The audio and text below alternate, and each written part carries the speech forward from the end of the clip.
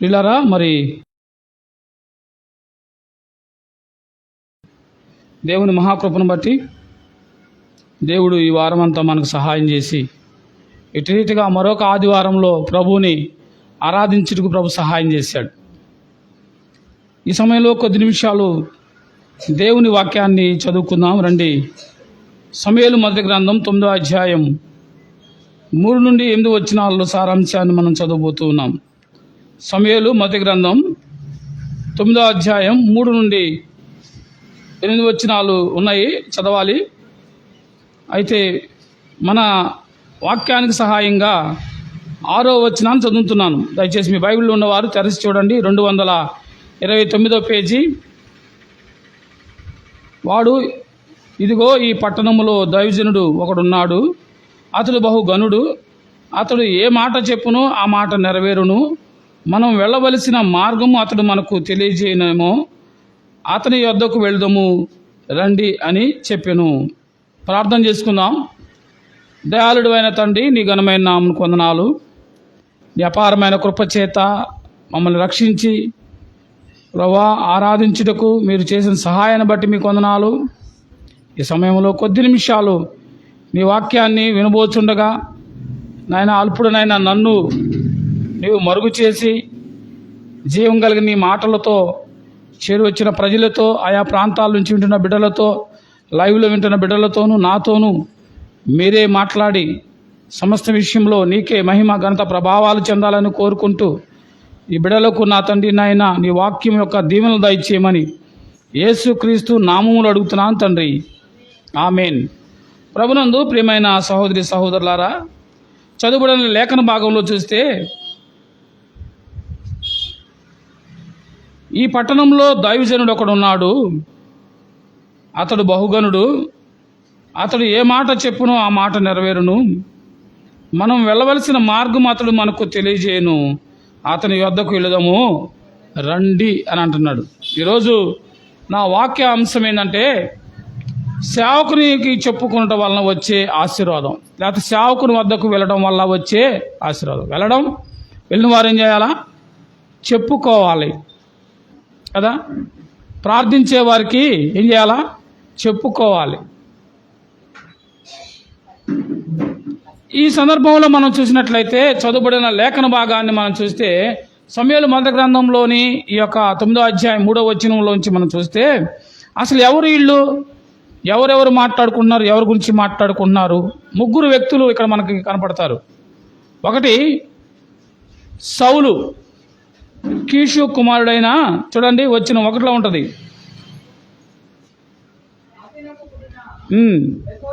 బెకరోతు కుమారుడైన సెరూకు జననమైన అబిగేలు కుమారుడు కీషు అను బెన్యామీను ఒకడును. కీషు భాగ్యవంతుడు, ఒక బెన్యామీనీయుడు. అతనికి సౌలును ఒక కుమారుడును, అతడు బహు సౌందర్యం గలవాడును, ఎవడును ఇశ్రాయేల్లో అతని పాటి సుందరుడు ఒకడును లేడు. అతడు భుజములు మొదలుకొని పైకి ఎత్తుల కంటే ఎత్తుగా గలవాడు. అయితే ఇప్పుడు ప్రాముఖ్యమైన వాక్యంలోకి వెళ్తున్న వచ్చిన 3లో సౌలు తండ్రి అయిన కీషు యొక్క గార్ధములు తప్పిపోగా కీషు తన కుమారుడైన సౌలును పిలిచి, మన దాసుల్లో ఒకరిని తీసుకొని పోయి గార్ధములు వెతకమని చెప్పాను. అతడు పోయి ఎఫ్రాయిం మన్యంలో తిరిగి షాలిషా దేశమునకు సంచరింపగా అవి కనబడలేదు.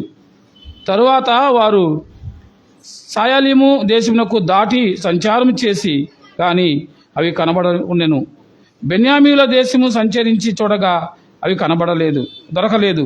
అయితే వారు నూపు దేశమునకు వచ్చి అప్పుడు మనము తిరిగి వెళ్ళదము రమ్ము, గార్ధముల కొరకు చింతింపక నా తండ్రి మన కొరకు విచారించుడేమో అని సౌలు తన యొద్దనున్న పనివారితో అనగా, ప్రియులారా, కీషు కుమారుడైన సౌలు ఈ సౌలుతో తన తండ్రి ఏం చెబుతున్నాడంటే,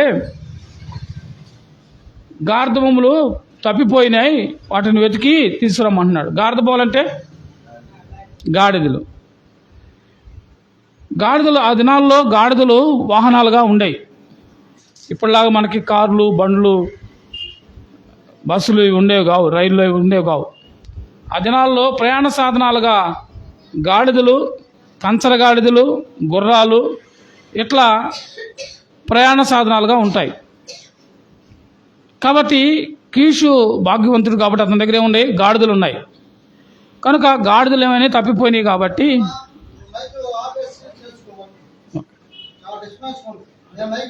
ఓకే ఆపేసి పూర్తిగా ఆపేసాను. నువ్వు చెప్పిన మాట నేను విన్నాను బాబు, వాక్యంలో ఉన్నాను. నువ్వు చెప్పిన మాట విన్నాను, వాక్యంలో ఉన్నాను. ఇప్పుడు కూడా చెప్పాను, ఇప్పుడు చేశాను అంటున్నా. ఇప్పుడు చేశాను రవి. సరే సరే రవి, నువ్వు చెప్పిన మాట విన్నాను రవి. నేను కూడా సరే అన్న. సరే పిల్లారా, మనం గమనించినట్లయితే ఇక్కడ కీషు కుమారుడైన సౌలు గార్ధవాలయమని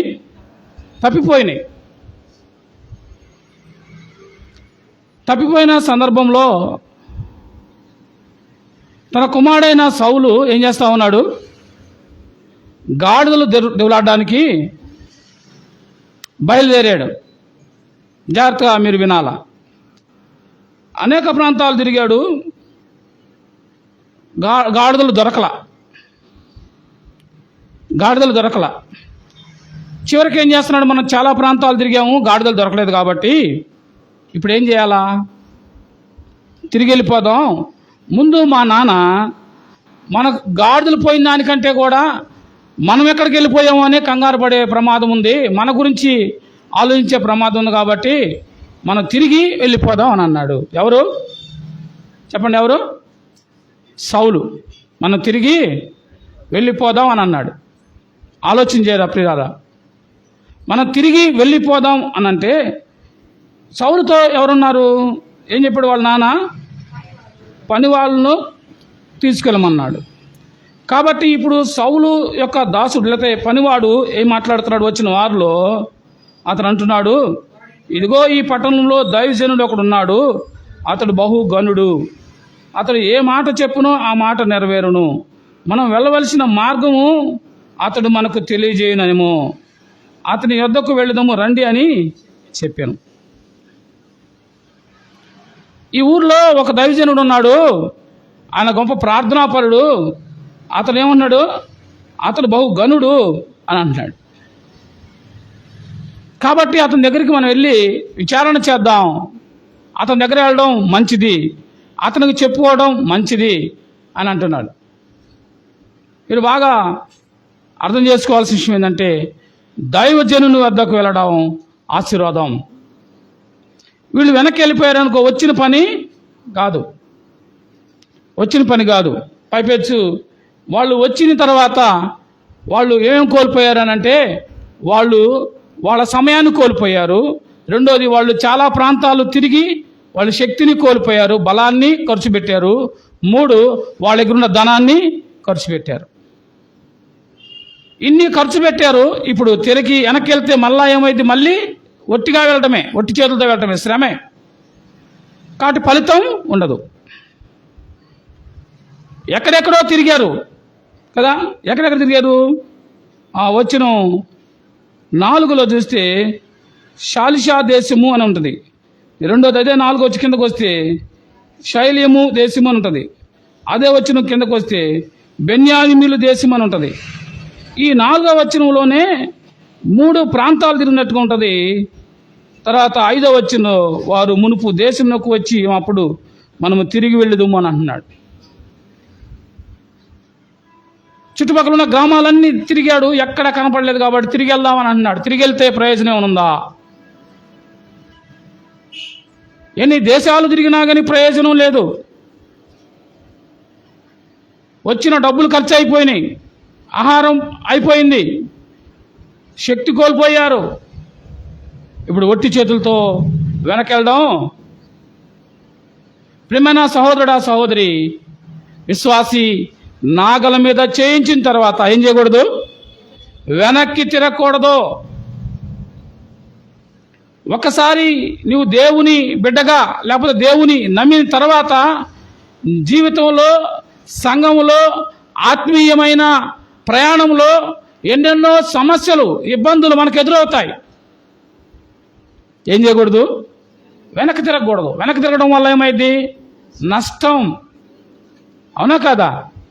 వెనక్కి వెళ్ళడం వల్ల నష్టం. సౌలు వెనకెళ్ళడం వల్ల ధనం నష్టం, శ్రమ నష్టం, తిండి నష్టం, అన్ని సమయం నష్టం, అన్ని నష్టాలే. అయితే సౌలుకి రాని ఆలోచన తన పనివానికి వచ్చింది. ఏమన్నాడంటే, ఇదిగో దగ్గరలోనే ఒక దైవజనుడు ఉన్నాడు, అతడు బహు గనుడు అని అంటున్నాడు. ప్రియులారా,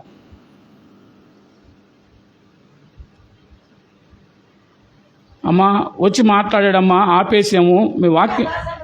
అమ్మా సరే అమ్మ, పూర్తిగా ఆపేసాము. సరే అమ్మా, మేమేం అంటలేదు, వాక్యం చెప్తున్నాం. కంప్లీట్గా ఆపేశానమ్మా, కంప్లీట్గా ఆపేసాను, దయచేసి. ఓకే పిల్లారా, ఆలోచన చేసినట్లయితే గమనించండి అమ్మా.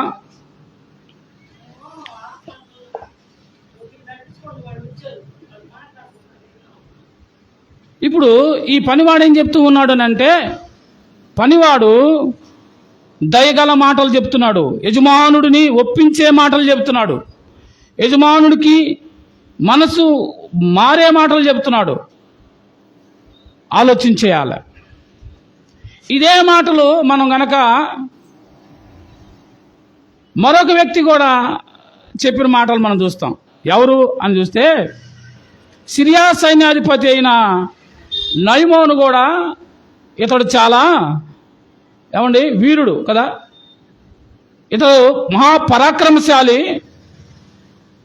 ఇతడు గొప్పవాడు, దేవుడే ఇతనికి విజయాలు కలుగు చేశాడు. కానీ ఇతను కుష్ఠరోగి. కాబట్టి ఇతనుకున్న కుష్ఠరోగం పోవడానికి కోసం ఇతడు సైన్యాధిపతి కాబట్టి దేశంలో ఉన్న స్పెషలిస్టులు డాక్టర్లు అందరికీ చూపించుండొచ్చు.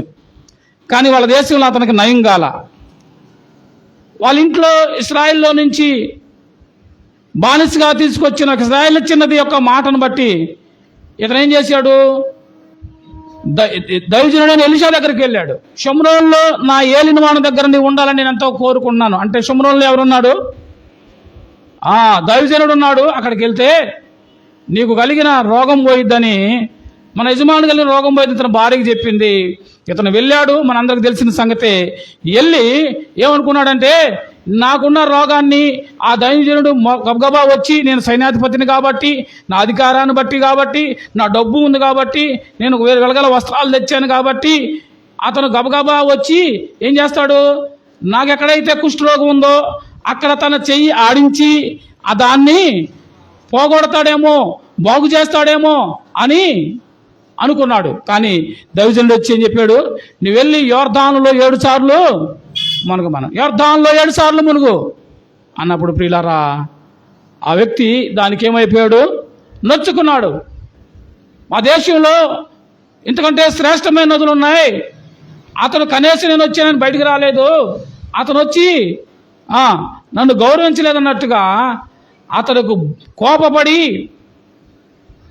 ఏం చేస్తున్నాడు, తిరిగి వెళ్తున్నాడు. ఆ సమయంలో ఆ రథం దోలే ఆ పనివాడు చెబుతున్నాడు, అయ్యా ఆ దైవజనుడు ఏదైనా గొప్ప పని చేయమంటే చేసేవాడు కదా, చిన్న పనేగా, నదిలో 7 సార్లు మునిగి లేగమన్నాడు, ఇది చిన్న పనే కదా, చిన్నపిల్లలు కూడా చేసే పనే కదా అన్నట్టు చెప్పాడు కదా. ఆ మాట ఎంత చక్కని మాట, దయబుట్టించే మాట, మనసులు మార్చే మాట, హృదయాలు మార్చే మాట మన యేసు ప్రభువు మాట, ప్రేమ కలిగిన మాట. ఈ పనివాడు అన్నాడు, అయ్యా ఇక్కడ ఒక దైవజనుడు ఈ పట్టణంలో ఉన్నాడు అని అంటే, ఆ దైవజను దగ్గరికి వెళ్ళడానికి మన దగ్గర ఏమీ లేవు కదా. వచ్చిన 8 చూద్దాం. వాడు సౌలుతో చిత్తగించము. సౌలు ఏమన్నాడు 7లో, అందుకు సౌలు, మనం వెళ్ళిన ఎడల ఆ మనిషి ఏమి తీసుకొని పోదము, మన సామాగ్రిల నుండి భోజన పదార్థంలో సరిపోయినవి, ఆ దైవజనునికి బహుమానము తీసుకొని పోవుటకు ఏమీ లేదు అని తన పనివానితో చెప్పాడు. దైవజను దగ్గరికి వెళ్దామంటున్నావు, వెళ్తే కనీసం అతనికి ఏదైనా బహుమానం ఇవ్వడానికి కూడా మన దగ్గర ఏమీ లేదు. నువ్వేమో ఆయన ఖచ్చితంగా వెళ్ళిన పని, ఆయన దగ్గరికి వెళ్తే పని జరిగిద్దని చెబుతున్నావు, కానీ ఏం లేదు, బహుమానం లేదు. ఆయన అంటున్నాడు, పనివాడు వచ్చిన 8లో సౌలుతో, చిత్తగించు, నా యొద్ద 1/4 తులం వెండి ఉంది. అంటే ఏం చేశాడు పనివాడు, జాగ్రత్త పరుడు. మంచి మాటలు చెప్పేవాడు మాత్రమే కాదు, జాగ్రత్త పరుడు. జాగ్రత్త ఉండాలి. మనకు ఉన్న దాంట్లో మనం ఏం చేయాలా, నమ్మకంగా ఉండాలి, జాగ్రత్త ఉండాలి. మనకి బాధ్యత ఉండాలి. కొంతమంది జీవితాలు మనం చూసినట్లయితే ఎంత వచ్చినా, 1000 రూపాయలు వచ్చినా మళ్ళీ వచ్చి నెలకో లేక వచ్చే వారానికో ఏమీ లేదు లేదు లేదు. డబ్బులు లేనప్పుడు ఉండే ఆలోచన డబ్బులు ఉన్నప్పుడు ఉండదు. అన్నీ బాగున్నప్పుడు ఉండే అసలు ఆరోగ్యం బాగా శ్రమంలో కష్టాలు ఉన్న ఆలోచన అయిపోయిన తర్వాత ఉండదు. కానీ క్రైస్తవ విశ్వాసి జీవితం అలా ఉండకూడదు. ఎలా ఉండాలా? అన్ని సమయాల్లో సమయోచితంగా నీవు ఉండాలి.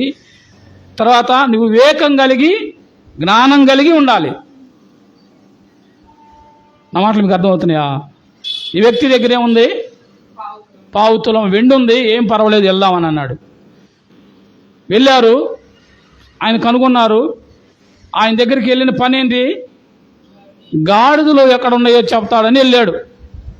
కానీ గాడిదల కోసం వెళ్ళిన ఈ సౌలుకి ఏమి దొరికినాయి? ఏమండి? దేవుడు నిన్ను అభిషేకించమన్నాడని ఈ సౌలుని సమూయేలు ప్రవక్త ఏం చేశాడు? అభిషేకించి పంపించాడు. రాజుగా అభిషేకించాడు. ఇశ్రాయేలుకు రాజుగా, మొట్టమొదటి రాజు. అంతకుముందు రాజులు ఇశ్రాయేలుకి లేరు. చూసారా? అంతకుముందు రాజులు లేరు, న్యాయాధిపతుల పాలన జరుగుతుంది. అలాంటి సందర్భంలో ఇప్పుడు ఏం జరిగింది? మొట్టమొదటి రాజు గాడిదల కొరకు వెళ్తే ఏమయ్యాడు? రాజుగా తిరిగి వచ్చాడు కదా. గాడిదలు కాదు, గుర్రాలు కాదు, గుర్రపు రౌతులు, రథాలు, ఇనప రథాల మీద ప్రయాణం చేసేవాడు.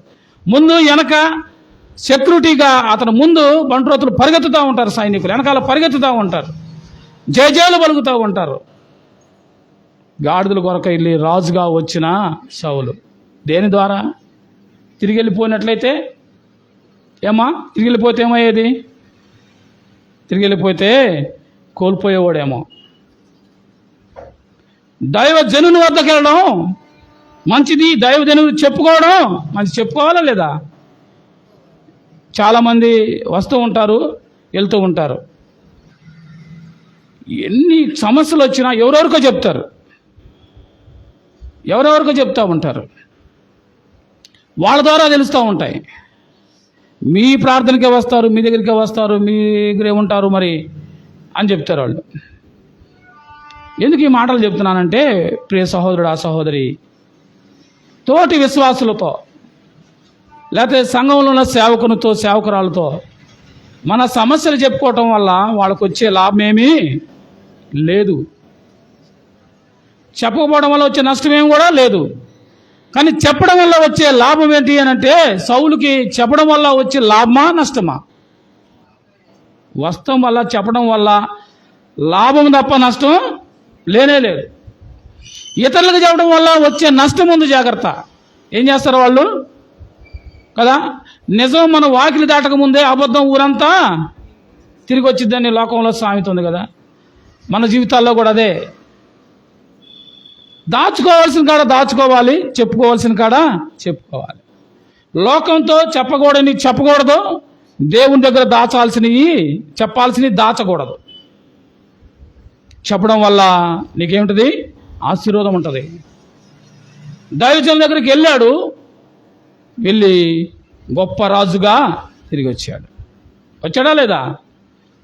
ఇశ్రాయేలు మొత్తానికి రాజు. మరో వ్యక్తి మీకు జ్ఞాపకం చేస్తాను. అదే రాజులు 2వ గ్రంథం 4వ అధ్యాయం 1వ వచనంలో కొంచెం వాక్యాన్ని మీకు ఎక్కువగా చదివకుండా నేను త్వరగా చెప్పుకుని వెళ్తాను, ప్రయత్నం చేస్తాను. సమయం లేదు కాబట్టి 2వ రాజుల గ్రంథం 4వ అధ్యాయం 1వ వచనం.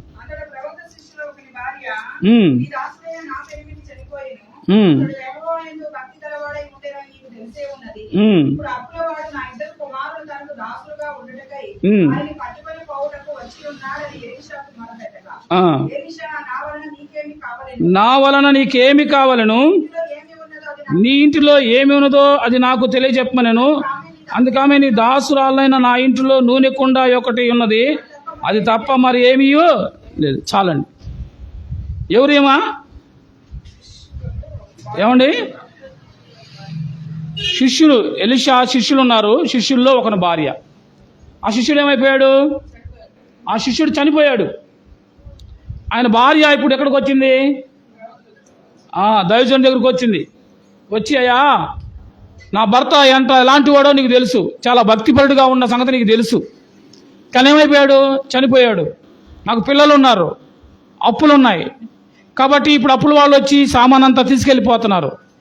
కాబట్టి ఇప్పుడు కరువు ఉంది, మాకు ఇంట్లో కరువుగా ఉంది, మాకు ఇబ్బందిగా ఉంది. కాబట్టి ఏం చేయాలా అని దైవజనుడైన ఎలీషా దగ్గరకు వచ్చి అడుగుతుంది. ఆయన ఏమన్నాడంటే, అమ్మా నాకేం పని, ఏదో ప్రార్థనకు వచ్చాడని చెప్పేసి ప్రార్థన చేయటానికి పంపించాను, నాకేం పని అని అనలా. ఏమన్నాడు? నీ ఇంటిలో ఏముంది? పిల్లారా, ఇక్కడ నీ ఇల్లు అనంటే ఏముంది? మన దేహం, మన హృదయం అనే ఇల్లు, మన హృదయం అనే ఇల్లు. మన ప్రభు ఏం కోరుకుంటాడు? నీ హృదయాన్ని కోరుకుంటాడు. హృదయమే దేవుని ఆలయంగా, ఆయన నివాసయోగ్యంగా ఉండాలని కోరుకుంటున్నాడు. నీ దేహమే దేవుని ఆలయం. దేవుని ఆలయాన్ని ఎవరైనా పాడు చేస్తే ఆయన ఓర్చుకోలేడు. ఇప్పుడు ఆయన ఏమడుగుతున్నాడు అని అంటే, నీ ఇంట్లో ఏముంది అని అడుగుతున్నాడు. ఆత్మీయంగా మనం ఈ యొక్క మధ్యాహ్న సమయం, ఉదయకాల సమయంలో ఆలోచన చేస్తే దేవుడు నిన్ను అడుగుతున్నాడు, నీ ఇంటిలో ఏముంది అనగా నీ హృదయంలో ఏముంది? నీ హృదయంలో ప్రభు ఉన్నాడా? నా హృదయంలో ప్రభు ఉన్నాడా? లేక ఈ హృదయంలో లోకానంతా తెచ్చుకొని నింపుకున్నామా? ఏం చేయాలా? ప్రభు మన హృదయంలో రావాలంటే మన హృదయంలో ఉన్న చెత్త అంతా ఏం చేయాలా? తీసేయాలా, ఊడ్చేయాలి. పాపం పరిశుద్ధత రెండు ఒక చోట ఉండటానికి వీలు లేదు. ప్రభు మన జీవితంలో ఉండాలని అంటే, మన కుటుంబంలో ఉండాలంటే, మన హృదయంలో ఉండాలంటే ఆ హృదయం ఎలా ఉండాలి? దేవుడు నివాసయోగ్యమైనదిగా ఉండాలి. ఈయన అంటున్నాడు, నీ ఇంట్లో ఏముంది అని అంది. ఇంట్లో ఏముండే? అన్నీ పట్టకపోయాడు. ఒక కుండ ఉందయ్యా అని అంది. ఏముంది? నూనె కుండ ఉంది. కాబట్టి నీ వెళ్ళి నీ చుట్టుపక్కల ఉన్న వారి అందరి దగ్గర తీసుకొచ్చుకో, ఖాళీ కుండలు తెచ్చుకో. ఖాళీ కుండలు ఖాళీ చేయాల. మన హృదయాలను ఏం చేయాలా? ఖాళీ చేసి దేవుని వాక్యాన్ని నీరుని నింపుకోవాలా. ఇప్పుడు ఆ కుండలు మొత్తం తెచ్చుకున్నారు, పిల్లలు వెళ్ళారు, చుట్టుపక్కల ఇంటి పక్కల ఉన్న అందరి దగ్గర కుండలు తీసుకొచ్చి ఇంట్లో పెట్టారు. ఆ కుండల్లో ఏమొచ్చింది? ఏముంది? నూనె కదా. ఆ కుండల్లో నూనె, పాత్రలన్నీ నిండిపోయింది కదా. వచ్చిన వారిలో పాత్రలన్నీ నిండిన తర్వాత ఇంకా పాత్రలు తెమ్మని ఆమె తన కుమారునితో చెప్పగా వాడు మరి ఏమీ లేదు అని అన్నాడు. కుండలన్నీ తెచ్చిపెట్టారు. కుండల నిండుగా ఏముంది? నూనె వచ్చేసింది, నిండిపోయింది. ఇప్పుడు దైవజనుడి దగ్గరికి వెళ్ళి, అయ్యా పాత్రలన్నీ తెచ్చిపెట్టాను, కుండలన్నీ తెచ్చిపెట్టాను, అన్ని నూనె వచ్చింది అయ్యా అంటే ఏం చెప్పాడంటే, నువ్వు వాటిల్లో కొన్ని తీసుకెళ్ళి అమ్మి నీ అప్పులు తీర్చుకో, మిగతాది నీ జీవనం కొనసాగించండి, నువ్వు నీ పిల్లలు నీ జీవనం కొనసాగించు. అప్పులు పోయినాయి, కుటుంబంలో ఏమండి సమృద్ధి దొరికింది. దేని ద్వారా అని అంటే సమస్య వచ్చింది. ఇందాకేమో వ్యక్తిగతమైన సమస్య మీద వెళ్ళాడు, గాడిదల కోసం ఒక వ్యక్తి వెళ్ళాడు. ఇప్పుడేమో కుటుంబంలో సమస్య వచ్చింది. దైవజనుడి దగ్గర వద్దకు వెళ్ళినప్పుడు ఏమైంది? చక్కగా మేలులు పొందుకుంది కదా, మేలులు పొందుకుంది. మరొక వ్యక్తిని కూడా మీకు జ్ఞాపకం చేస్తారు. 2 రాజుల గ్రంథం 4వ అధ్యాయం 8వ వచనం.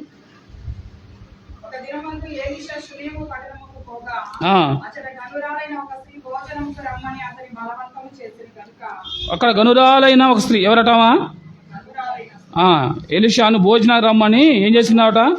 బలవంతం చేసింది కనుక అతడు ఆ మార్గం వచ్చినప్పుడల్లా ఆమె వెంట భోజనము చేయుచూ వచ్చెను.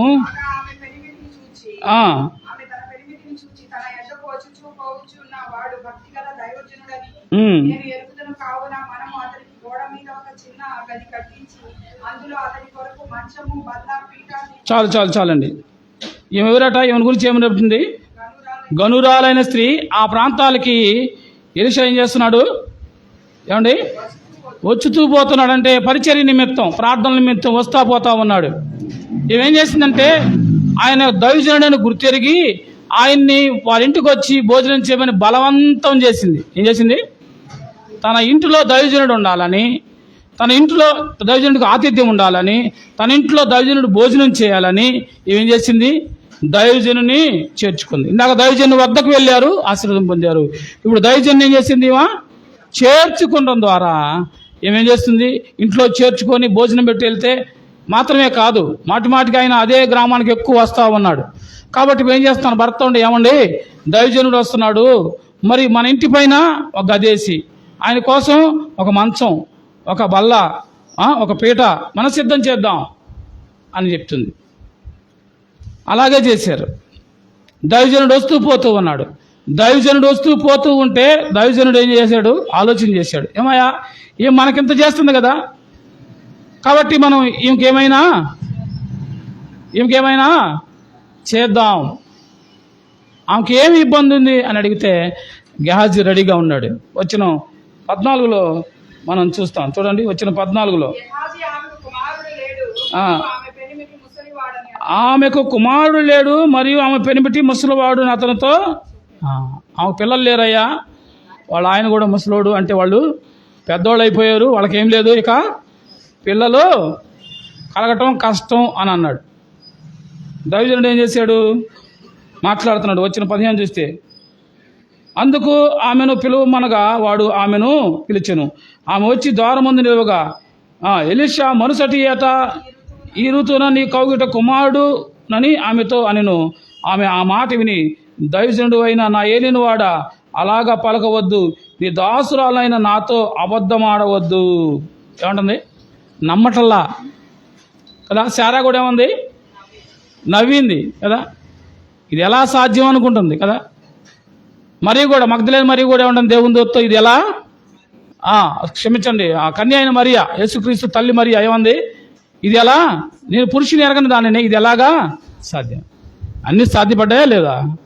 పరిశుద్ధాత్మ నిన్ను కమ్ముకుంటాడు, నువ్వు యేసుక్రీస్తు అనే వాళ్ళు కంటావు అన్నాడు. శారాను కూడా దేవుడు ఏం చేశాడు? దర్శించాడు. శారా ఏం చేసింది? కుమారుణ్ణి ముసలితనంలో అసాధ్యమైన పరిస్థితుల్లో కంది. ఇప్పుడు ఈ సునేమరాలు కూడా ఏమంటుంది? ఏం కూడా నువ్వు అబద్ధం ఆడవద్దు అని అంటుంది కదా. ఏమంటుంది? నాతో అబద్ధం ఆడవద్దు అని అంటుంది. పిమ్మట ఆ స్త్రీ గర్భవతి అయి మరుసటి ఏట ఎలీషా తనతో చెప్పిన కాలమున కుమారుని ఏం చేసింది? దైవ సేవకుని దగ్గర ఆతిథ్యం ఇస్తే, ఇందాక ఆతిథ్యం ఇస్తే కొన్ని పనులు జరిగినాయి, అవన్నీ సాధ్యపడాయి, సహజంగా జరిగాయి కదా, అవన్నీ సహజంగా జరిగాయి. కానీ ఇది దైవజనుడిని చేర్చుకోవడం ద్వారా ఏమైంది? అసాధ్యాలు జరిగినాయి కదా. దేవుని చేర్చుకోవడం ద్వారా శారా ఏమైంది? అబ్రహాము ఏం చేశాడు? మమ్రే మన దగ్గర నుంచొని ఉన్నాడు కదా. నుంచొని ఉంటే దేవతలు వస్తే పిలిచి ఏం చేశాడు? చెప్పండి, ఆతిథ్యం ఇచ్చాడా లేదా?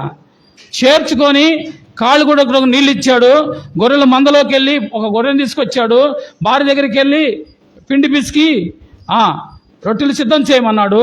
చక్కగా ఆతిథ్యం ఇచ్చి వారికి భోజనం ఏర్పాటు చేసి వెళ్ళేటప్పుడు వాళ్ళు ఏం చేశారు? ఏమండి? ఆశీర్వదించలేరు. ఏమని? మీదటకు వచ్చే సంవత్సరం నీ కౌగిట్లో కుమారుడు. ఆతిథ్యం ద్వారా వచ్చిన ఆశీర్వాదాలు అన్నీ ఇన్ని కాదు ప్రియులారా. ఏమో కూడా అంటుంది? మా పెనుటి ముసలోడు అంటే ఏం కూడా ఏమైంది? మా పెనుటి ముసలోడు అంటే కుర్రామని కాదు, ఏం కూడా ముసలామే. ఈ మాట పెద్దోళ్ళు అంటూ ఉంటారు కదా, మా ముసలాయన అని అంటారు.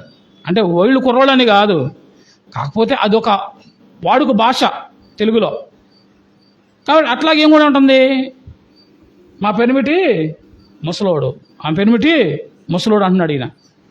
అయితే ప్రియులారా, అసాధ్యాన్ని సాధ్యం ఇవి నమ్మలేకపోయింది. ఎందుకు నాతో అబద్ధం ఆడుతూ ఉంది? అబద్ధం కాదు, వచ్చే సంవత్సరం కుమారుడు. ఆతిథ్యం ద్వారా దైవజనుడిని చేర్చుకోవడం ద్వారా ప్రియులారా ఏమైంది? గొప్ప మేలులు పొందుకుందా లేదా? గనురాలు పొందుకుంది. 4వ వ్యక్తిని అదే 2వ రాజుల గ్రంథం 6వ అధ్యాయం 1వ వచనం పక్కనే అమ్మ.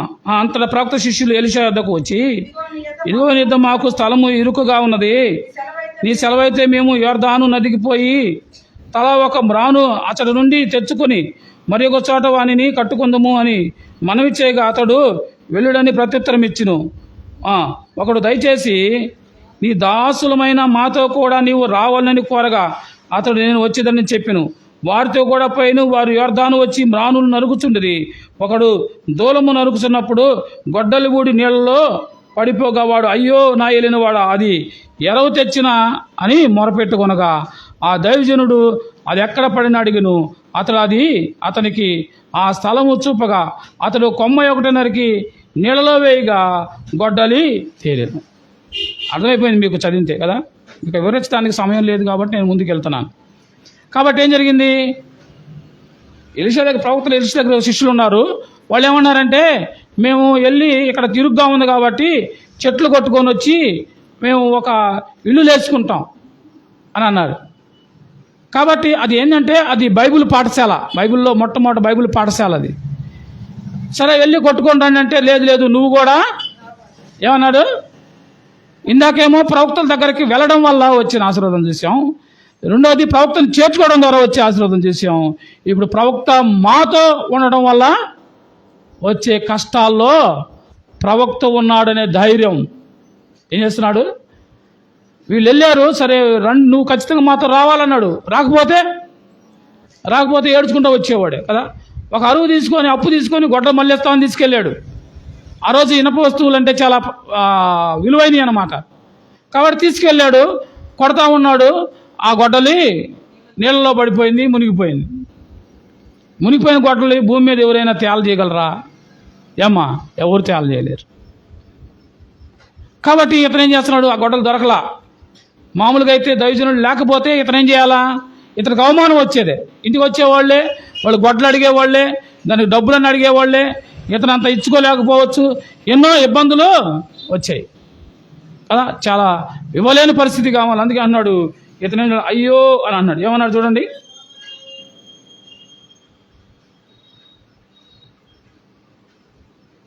ఆ గొడ్డల గురించి అడుగుతున్నప్పుడు ఏమన్నాడు గట్టిగా,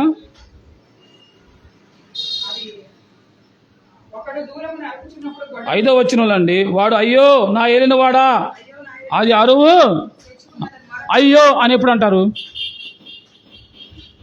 అయ్యో అంటే ఏదో జరగకూడని జరిగినాడు. అయ్యో పాపం అలా జరిగిందా, అయ్యో బాగానే తిరుగుతూ ఉంటాడే అయిపోయాడా, అయ్యో బాగానే ఉన్నారే ఇబ్బంది అయిందా. అయ్యో అంటే ఏమైంది, ఇక జరగకూడదు ఏదో జరిగిపోయింది. కాబట్టి వీడు ఊహించింది జరిగినప్పుడు అయ్యో అని కేకేసి ప్రార్థన అడిగినప్పుడు దైవజనుడు వేసాడు. ఎక్కడ పడింది అని అన్నప్పుడు ఇక్కడే పడిపోయిందంటే ఒక చెట్టు కొమ్మ నరికి అక్కడ వేసినప్పుడు ఆ గొడ్డలు ఏమైంది, తేలింది. దైవజనుడు ఏం చేశాడు, తనతో రమ్మన్నాడు. 4 రకాల సంగతులు మీకు చెప్పాను. మొదటి దైవజను వద్దకు వెళ్ళి ఏం చేశాడు, గాడిదల కోసం వెళ్ళి రాజు అయిన ఆశీర్వాదం పొందుకున్నాడు. రెండో వ్యక్తి శిష్యులు భార్య అంటే తన కుటుంబం ఏమైపోయింది, రోడ్డు పడే పరిస్థితి వచ్చింది, అప్పులు పాలు పరిస్థితి వచ్చేసింది. అప్పులలో వచ్చి మొత్తం తీసుకెళ్ళిపోయారు. ఇప్పుడు ఏం చేయాలా, దైవజనుడి వద్దకు వెళ్ళి ఏం చేస్తుంది, తన కుటుంబ పరిస్థితిని వివరించినప్పుడు కుటుంబంలో సమృద్ధి కలిగేటట్టు చేశాడు. మూడో వ్యక్తి గనురాలు ఏం చేసింది, ప్రవక్తను చేర్చుకుంది, కుటుంబంలో చేర్చుకొని ఆతిథ్యం ఇచ్చింది. అసాధ్యమైనది సాధ్యమైంది. 4వది దైవజనుని వెంట తీసుకెళ్లారు, ఇది కూడా అసాధ్యమైనది చేశారు. ఇక 5వ విషయాన్ని నేను క్లుప్తంగా చెప్పి ప్రార్థన చేస్తాను. రండి, యోహాను సువార్త 6వ అధ్యాయం 58వ వచనాన్ని చూద్దాం. యోహాను సువార్త 6వ అధ్యాయం 58వ వచనం త్వరగా చదివితే నేను ముగిస్తాను. యోహాను 6:58 ఇది యోహాను 6:58 లేకపోతే 66, 67 చదువుందాం. 58, 66, 67. అప్పటి నుండి ఆయన శిష్యుల్లో అనేకులు వెనుకదీసి మరి ఎన్నడూను ఆయనను వెంబడింపలేదు. కాబట్టి యేసు మీరు కూడా వెళ్ళిపోలే ఉన్నారా అని 12 మందిని అడుగుగా సీమోను పేతురు, ప్రభువా నీవు ఎవని వద్దకు మేము నిత్య జీవము మాటలు గలవాడవు నీవే దేవుని పరిశుద్ధులని మేము విశ్వసిస్తున్నాం. ప్రియులారా, ఆలోచన చేస్తే అక్కడ ఏం జరుగుతుందంటే, యేసుక్రీస్తును వెంబడించిన వారు యేసుక్రీస్తు యొక్క బోధలు విని కొంతమంది శిష్యులు ఏమని చెప్పారు? వెనక్కి వెళ్ళిపోయారు. శిష్యులుగా ఉండడానికి వచ్చారు, ఏం చేశారు? వాళ్ళు వెనక్కి వచ్చారు. ఎందుకనంటే ఆయన అన్నాడు, ఇదిగో నేనే జీవాహారం అన్నాడు, ఆత్మే జీవింపజేయను, శరీరము నిష్ప్రయోజనం అని 63లో అన్నప్పుడు ఆ మాటలు వాళ్ళు జీర్ణించుకోలేక యేసు ప్రభు దగ్గరికి శిష్యులుగా ఉంటా వచ్చిన శిష్యులే, సామాన్యమైన విశ్వాసులు కాదు, శిష్యులే. ఏం చేశారట? చాలామంది వెనక్కి వెళ్ళిపోయారు. 66లో అప్పటి నుండి ఆ శిష్యులు అనేకులు వెనక్కి తీసి మరి ఎన్నడూ ఆయన వద్దకు అలా యేసు ప్రభు నమ్ముకోవాలని, భక్తి జీవితం జీవించాలని చాలామంది కోరుకుంటాం, కానీ ఏముండదు, అందరికి అది సాధ్యం కాదు. ఇరుకు మార్గాన వెళ్ళాలని చాలామంది ప్రయత్నం చేస్తారు, కానీ అందరూ వెళ్ళలేరు. విశాల మార్గంలోనే ఎక్కువ ప్రయాణాలు జరుగుతూ ఉంటాయి. యేసు ప్రభుని వెంబడించాలని వచ్చిన శిష్యుల్లో అనేక మంది ఏం చేశారట? ఒక్కరిద్దరు కాదు. ఏం రాశాడు అక్కడ యోహాను 66లో? అనేకులలో కదా, అనేకులు వెనుక తీసి వెళ్ళిపోయారు.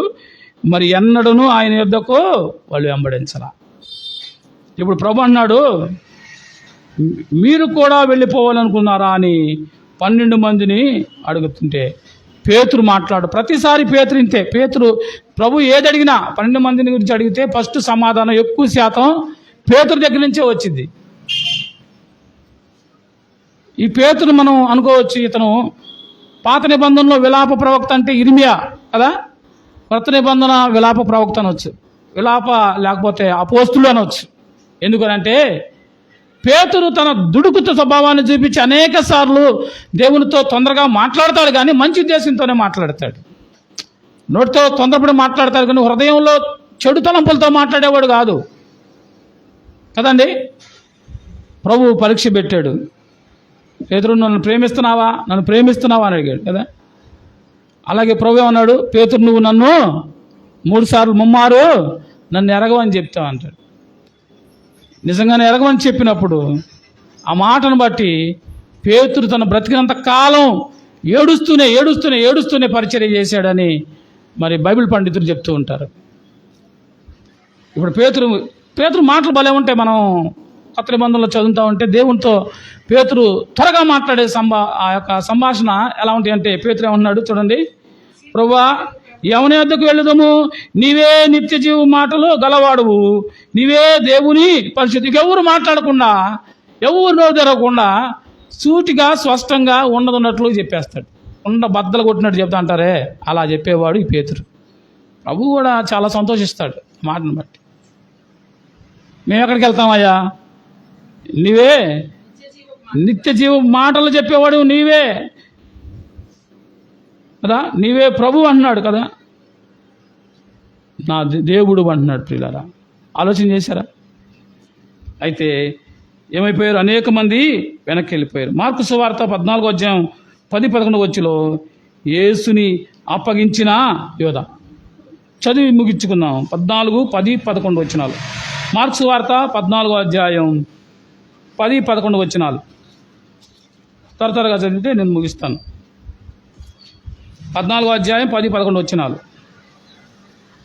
12 మందిలో నప్పుడగు ఇస్కరియోతు యూదా ప్రధానుల చేతికి ఆయనను అప్పగింపవలెనని వారి యొద్దకు పోగా, వారు వీరి సంతోషించి వారికి ద్రవ్యము ఇచ్చుమని వాగ్దానము చేసిరి కనుక వాడు ఆయనను అప్పగించుటకు తగిన సమయము కనిపెట్టుచుండెను. చాలండి. ఎవరట? ఇతను 12 మంది శిష్యుల్లో ఒకడైనా. ఇప్పుడు వరకు మనం చెప్పుకున్న వాళ్ళందరూ ఆయన దగ్గరికి వచ్చిన వాళ్ళు కదా, ఆయన దగ్గరికి వచ్చిన వాళ్ళు, ఆయన్ని చేర్చుకున్న వాళ్ళు, అంటే ప్రవక్తలను దగ్గరకు వచ్చిన వాళ్ళు, ప్రవక్తలను చేర్చుకున్న వాళ్ళు, ప్రవక్తలను తీసుకెళ్ళిన వాళ్ళు, వాళ్ళందరూ మేలు పొందుకున్నారు. ఇప్పుడు ఆయనతో ఉన్నవాడు ఏం చేస్తున్నాడు? పక్కనే ఉన్నాడు, కానీ ప్రభు అర్థం కాల. ఏ డబ్బు కొరకు వచ్చాడు? ఆ డబ్బు కొరకే ఎదురు చూస్తున్నాడు. ఇప్పుడు ఏమైపోయాడు? ఆ డబ్బు కొరకే జీవాధిపతిని అమ్ముకున్నాడు. ఏమైపోయాడు? మత్తయి సువార్త 27:33-5 ఇతను ఏం చేశాడట? ఉరిపెట్టుకొని చనిపోయాడు. సమయం లేదు కనుక మీరు చూడండి. తర్వాత ఉరిపెట్టుకొని ఏమైపోయాడు? చనిపోయాడు.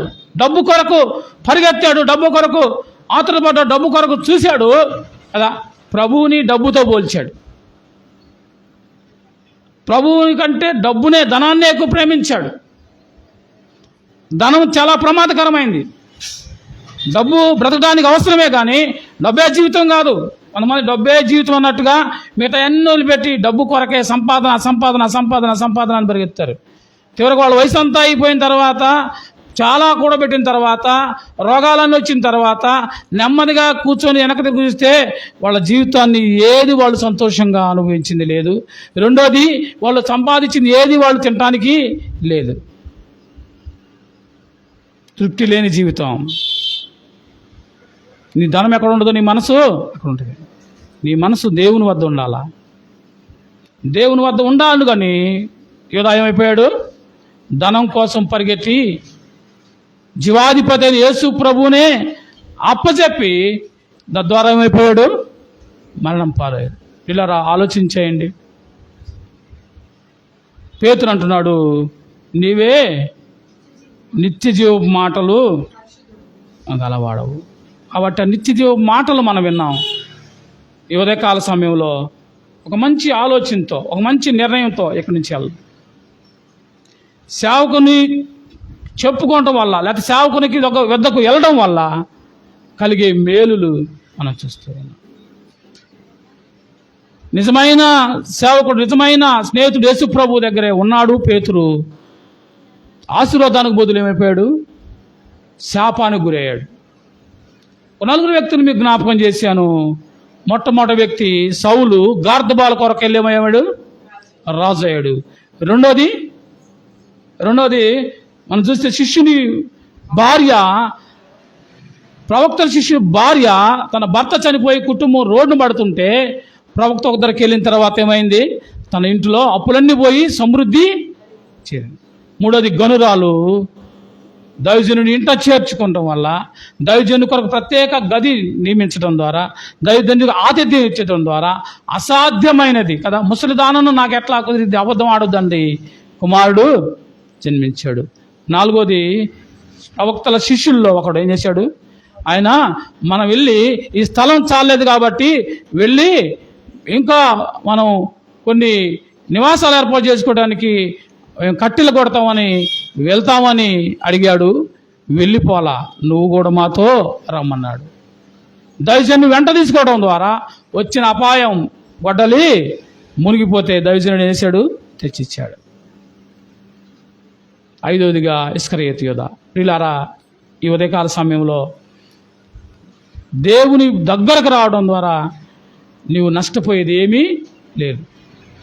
దేవుని వద్దకు వస్తే ఆయన నిన్నెంత మాత్రమో త్రోసివేసే దేవుడు కాదు. నా యొద్దకు రండి అనేవాడు దేవుడు.